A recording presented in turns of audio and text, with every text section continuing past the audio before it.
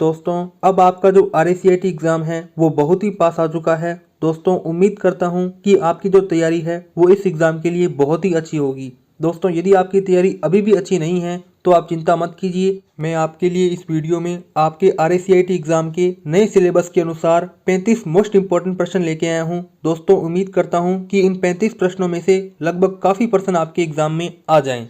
तो दोस्तों चलते हैं हमारे इस मॉडल पेपर की तरफ। इससे पहले मैं आपको बता देना चाहता हूं कि आपका जो RACIT का पेपर होगा उसमें आपको टोटल 1 घंटे का समय मिलेगा और आपके पेपर के अंदर टोटल मैक्सिमम मार्क्स होंगे वो होंगे 70। दोस्तों आपको बता देना चाहता हूं कि आपके पेपर के अंदर टोटल 35 क्वेश्चन आएंगे और प्रत्येक क्वेश्चन 2 नंबर का होगा। इस प्रकार से अधिकतम अंक हैं वो 70 हैं। दोस्तों मैं एक और बात बता देता हूं कि आपके पेपर के अंदर नेगेटिव मार्किंग नहीं होगी, यानी कि आप सारे प्रश्न करके आ जाना, आपको कोई भी नेगेटिव मार्क्स नहीं काटा जाएगा। दोस्तों तो आखिरकार चलते हैं हमारे इस मॉडल पेपर के पहले प्रश्न की तरफ। इसमें पूछा गया है पेटीएम का उपयोग कर सकते हैं। तो दोस्तों मैं उम्मीद करता हूं कि जो पेटीएम ऐप है वो आपके मोबाइल के अंदर जरूर होगा। दोस्तों पेटीएम ऐप से हम क्या कर सकते हैं, हमारे मोबाइल का रिचार्ज कर सकते हैं, यानी कि टेलीफोन बिल का भुगतान। उसी के साथ में ऑप्शन बी है वो भी करेक्ट होगा, यानी कि पेटीएम ऐप से हम बिजली बिल का भुगतान भी कर सकते हैं। उसी के साथ में अब पेटीएम ऐप के अंदर हम ऑनलाइन शॉपिंग भी कर सकते हैं अमेजन और फ्लिपकार्ट की तरह, यानी कि ऑनलाइन शॉपिंग भी पेटीएम ऐप का कार्य है। दोस्तों इस प्रकार से जो पहले का करेक्ट आंसर होगा वो होगा ऑप्शन नंबर डी, यानी कि उपरोक्त सभी कार्य है वो पेटीएम ऐप से कर सकते हैं। आगे देखिए हमारे पास में दूसरा प्रश्न पूछा गया है, निम्न में से कौन यूपीआई आधारित मोबाइल वॉलेट है। दोस्तों आपको सबसे पहले यूपीआई की फुल फॉर्म आनी चाहिए। दोस्तों यूपीआई की फुल फॉर्म होती है यूनिफाइड पेमेंट इंटरफेस। दोस्तों इस प्रश्न में ये पूछा है कि यूपीआई आधारित मोबाइल वॉलेट कौन कौन से हैं। तो दोस्तों यूपीआई जो आधारित मोबाइल वॉलेट हैं वो इसमें सभी ऑप्शन हैं, यानी कि भीम ऐप भी यूपीआई आधारित मोबाइल वॉलेट है। उसी के साथ में पेटीएम भी क्या है, यूपीआई आधारित मोबाइल वॉलेट है। उसी के साथ में जो फोन पे ऐप आता है वो भी क्या है, यूपीआई आधारित मोबाइल वॉलेट है। इसका जो करेक्ट आंसर होगा वो होगा ऑप्शन नंबर डी, यानी कि ऑल ऑफ द अबव। दोस्तों अब आगे देखते हैं हमारे पास में तीसरा प्रश्न पूछा गया है, बेसिक फीचर फोन द्वारा बैंकिंग लेन देन करने के लिए यूएसएसडी भुगतान प्रणाली का उपयोग किया जाता है, इसके लिए कौन सा नंबर डायल करना होता है। तो दोस्तों इस प्रश्न का मतलब ये है कि यदि आपका किसी बैंक में खाता है और आपको अपने खाते की लेन देन जाननी है तो आपको अपने मोबाइल के अंदर कौन सा नंबर है वो डायल करना होगा। दोस्तों आपको *99# है वो डायल करना होगा। ये डायल करने के बाद में आपका लेन देन का जो मैसेज है वो आपके मोबाइल पर आ जाएगा, यानी कि ऑप्शन ए है वो तीसरे का बिल्कुल करेक्ट आंसर होगा *99#। आगे चलते हैं, यदि आप किसी भी सवाल में अटक गए हो या फिर आपसे वो सवाल सोल्व नहीं हो पा रहा है तो बस आपको डाउटनट ऐप पर उस सवाल का फोटो खींचना है, फिर इसके तुरंत 5 सेकंड के बाद आपको उस सवाल का पूरा सॉल्यूशन मिल जाएगा। और आपको बता दूं कि डाउटनट ऐप पर बोर्ड परीक्षाओं की तैयारी भी बहुत ही अच्छी तरीके से करवाई जाती है। साथ ही आप यहाँ पर नीट IIT जैसी परीक्षाओं की तैयारी भी कर सकते हैं। अभी इस समय डाउटनट ऐप पर कक्षा 9वीं से 12वीं तक के विद्यार्थियों के लिए लाइव क्लासेस भी चलाई जा रही है, यानी कि अब सारी पढ़ाई होगी डाउटनट ऐप पर। तो आप आज ही इस ऐप को डाउनलोड कीजिए और पढ़िए ऑनलाइन। हमारे पास में चौथा प्रश्न पूछा गया है, निम्नलिखित में से कौन से लाभ PMJDY से जुड़े हैं। तो दोस्तों PMJDY की फुल फॉर्म होती है प्रधानमंत्री जनधन योजना। दोस्तों प्रधानमंत्री जनधन योजना का पहला लाभ तो ये है कि इसमें हमें 1 लाख रुपए का दुर्घटना बीमा मिलता है। उसी के साथ में हमें प्रधानमंत्री जनधन योजना के तहत 30,000 रुपए का जीवन बीमा मिलता है। उसी के साथ में 5,000 तक की ओवरड्राफ्ट सुविधा भी मिलती है। तो दोस्तों यानी कि ये क्या है, सभी प्रधानमंत्री जनधन योजना के लाभ हैं, यानी कि करेक्ट आंसर क्या होगा चौथे का, ऑप्शन नंबर डी। आगे हमारे पास में 5वां प्रश्न पूछा गया है, निम्न में से कौन सा राजस्थान सरकार द्वारा अधिकृत डिजिटल हस्ताक्षर है। दोस्तों मैं आपको बता देना चाहता हूं कि राजस्थान सरकार ने हाल ही में जितने भी डॉक्यूमेंट हैं वहां पर राज ई साइन की सुविधा है वो उपलब्ध करवाई है। कहने का मतलब ये है कि यदि आपने अभी हाल ही में यदि अपना मूल निवास बनाया है तो उसमें आप नीचे की ओर देखेंगे तो एक टिक लगा होगा और नीचे लिखा होगा राज ई साइन। क्या लिखा होगा दोस्तों, राज ई साइन। इसकी फुल फॉर्म होती है राजस्थान इलेक्ट्रॉनिक साइन, जो कि राजस्थान के डॉक्यूमेंट में एक प्रकार का डिजिटल साइन है। दोस्तों इसका जो करेक्ट आंसर क्या होगा, राज ई साइन। अब आगे चलते हैं, हमारे पास में छठा प्रश्न पूछा गया है, राजस्थान राज्य के नागरिकों को डिजिटल हस्ताक्षर सुविधा प्रदान करने के लिए राज ई साइन को किसके साथ जोड़ा गया है। तो दोस्तों राजस्थान सरकार ने राजस्थान के सभी व्यक्तियों के डॉक्यूमेंट में डिजिटल हस्ताक्षर सुविधा प्रदान करने के लिए राज ई साइन को राज ई वॉलेट से जोड़ा है। तो दोस्तों छठे का करेक्ट आंसर क्या होगा, ऑप्शन नंबर बी। आगे चलते हैं, हमारे पास में 7वां प्रश्न पूछा गया है, विंडोज 10 का कौन सा फीचर आपके सिस्टम को वायरस से सुरक्षित करता है।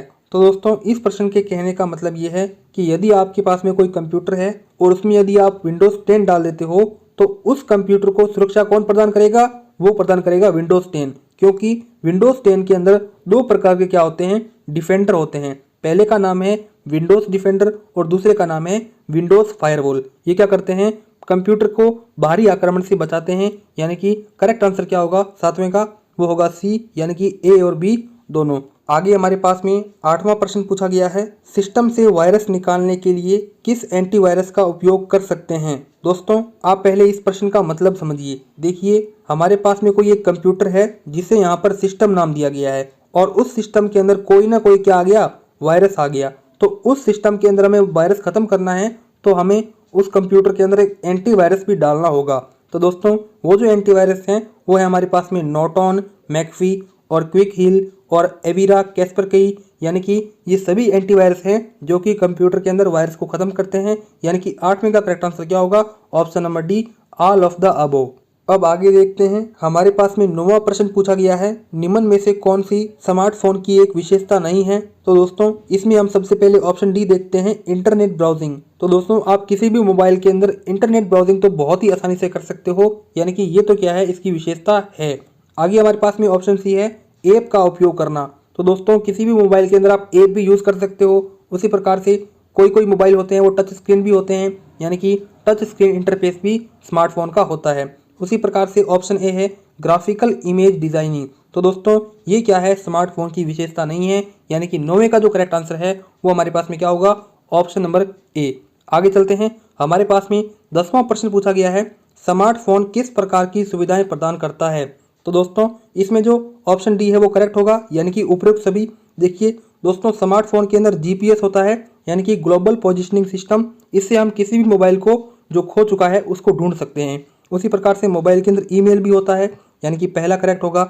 उसी प्रकार से ऑडियो वीडियो रिकॉर्डिंग भी मोबाइल के अंदर होती है। उसी प्रकार से वॉइस डिटेक्शन और नोट्स भी हम मोबाइल के अंदर बना सकते हैं। यानी कि करेक्ट आंसर 10वीं का क्या होगा? Option number D. अब आगे चलते हैं, हमारे पास में 11वां प्रश्न पूछा गया है, निम्न में से कौन सा ऑप्शन ईमेल फॉर्मेटिंग के लिए उपलब्ध होता है? तो दोस्तों सबसे पहले आप इस प्रश्न का मतलब समझिए। देखिए कोई आप कंप्यूटर पर एक एप्लीकेशन चला रहे हो जिसका नाम है MS वर्ड। दोस्तों आपने MS वर्ड के अंदर एक शब्द लिखा स्कूल। क्या लिखा दोस्तों? स्कूल। अब इस स्कूल का जो फॉन्ट है वो अलग होगा, इस स्कूल का जो बुलेट बिंदु है वो भी अलग होगा, रंग अलग होगा, आकार भी अलग होगा। यानी कि इन सभी चीज़ों को आप क्या कर सकते हो? MS वर्ड के अंदर चेंज कर सकते हो। यानी कि दोस्तों जो ईमेल फॉर्मेटिंग होती है किसी भी वर्ड की वो होती है फॉन्ट शैली, बुलेट बिंदु, रंग व आकार। यानी कि करेक्ट आंसर क्या होगा? Option number D. अब आगे चलते हैं हमारे 12वें प्रश्न की तरफ, जिसमें पूछा गया है, RTE कानून के तहत राज्य के निजी स्कूलों में कितने प्रतिशत सीटों का भरना आवश्यक है? दोस्तों सबसे पहले आपको जानना होगा कि RTE क्या होता है। दोस्तों RTE का मतलब होता है राइट टू एजुकेशन, जिसमें कक्षा 1 से 5वीं तक के विद्यार्थियों को निःशुल्क शिक्षा दी जाती है। दोस्तों इसमें जो सीटें भरनी होती है वो भरनी होती है 25% विद्यार्थियों की सीटें भरनी होती है। यानी कि 12वीं का करेक्ट आंसर होगा ऑप्शन नंबर सी। अब आगे देखते हैं, हमारे पास में 13वां प्रश्न पूछा गया है, निम्न में से कौन सी राजस्थान सरकार की एक मुख्य वेबसाइट है जिसमें प्रमुख विभागों व संबंधित अनुभागों के लिंक हैं? तो दोस्तों वो जो हमारे पास में वेबसाइट है उसका नाम है rajasthan.government.in। यानी कि 13वीं का जो करेक्ट आंसर है वो होगा ऑप्शन नंबर ए। दोस्तों rajasthan.government.in के अंदर ही राजस्थान सरकार की अन्य वेबसाइटों के लिंक दिए हुए हैं। तो दोस्तों यही सबसे महत्वपूर्ण वेबसाइट हो जाती है। आगे हमारे पास में 14वां प्रश्न पूछा गया है, ई गवर्नेंस में किस मॉडल द्वारा सूचनाओं का आदान प्रदान होता है? तो दोस्तों आपको सबसे पहले जानना होगा कि ई गवर्नेंस की फुल फॉर्म क्या होती है। दोस्तों ई गवर्नेंस की फुल फॉर्म होती है इलेक्ट्रॉनिक गवर्नेंस। दोस्तों इलेक्ट्रॉनिक गवर्नेंस के अंदर जो सूचनाओं का आदान प्रदान होता है वो होता है government to citizen, government to business, government to employ. यानी कि 14वीं का जो करेक्ट आंसर है वो होगा ऑप्शन नंबर डी। इसी के आगे अगला हमारे पास में 15वां प्रश्न पूछा गया है, ई गवर्नेंस में सूचना एवं संचार तकनीक का उपयोग किन सेवाओं में होता है? तो दोस्तों ई गवर्नेंस के अंदर सूचना एवं संचार तकनीक का उपयोग सूचनाओं व लेन देनों का आदान प्रदान करने हेतु होता है, साथ ही नागरिकों को सेवाओं प्रदान करने के लिए होता है और साथ ही सरकार से नागरिक, व्यापार, कर्मचारी, सरकार के मध्य संचार करने हेतु होता है। यानी कि जो करेक्ट आंसर है वो होगा 15वें का ऑप्शन नंबर डी, उपरोक्त सभी। आगे हमारे पास में 16वां प्रश्न पूछा गया है, राजधारा GISS DSS किस प्रकार की सेवा है? तो दोस्तों जो हमारे पास में राजधारा सेवा है, जो कि राजस्थान सरकार की एक सेवा चालू की गई है, इसके अंदर जो राजस्थान सरकार की जितनी भी योजनाएं हैं उसकी हमें सूचना मिल पाती है। तो दोस्तों जो ऑप्शन ए वो करेक्ट होगा, यानी कि राजधारा एक भौतिक सूचना प्रणाली है। अब आगे चलते हैं। हमारे पास में 17वां प्रश्न पूछा गया है, भामाशाह कार्ड किस राज्य की प्रमुख पहल है। तो दोस्तों जो भामाशाह योजना चालू की गई थी वो सबसे पहले राजस्थान राज्य द्वारा चालू की गई थी, यानी कि 17वें का जो करेक्ट आंसर है वो होगा हमारे पास में ऑप्शन नंबर ए। आगे हमारे पास में 18वां प्रश्न पूछा गया है, नागरिक ऑनलाइन माध्यम से रोजगार के लिए कैसे पंजीकरण कर सकते हैं। यानी कि दोस्तों जो राजस्थान राज्य के जो नागरिक हैं वो रोजगार पाने के लिए किस प्रकार से ऑनलाइन रजिस्ट्रेशन कर सकते हैं, ये आपको बताना है। दोस्तों इसके दो तरीके हैं। पहला है कि आप ई मित्र पर जाइए और वहां पर रोजगार के लिए आवेदन कीजिए। उसी प्रकार से दूसरा ये तरीका है कि आप राजस्थान राज्य की जो रोजगार विभाग की वेबसाइट है वहां पर रजिस्ट्रेशन कीजिए और आपको रोजगार है वो मिल जाएगा। आगे हमारे पास में 19वां प्रश्न पूछा गया है, निम्न में किसके द्वारा नागरिक राजस्थान संपर्क पर शिकायत दर्ज कर सकता है। तो दोस्तों मैं आपको बता दूं, राजस्थान सरकार द्वारा राजस्थान संपर्क योजना चलाई गई है। इसमें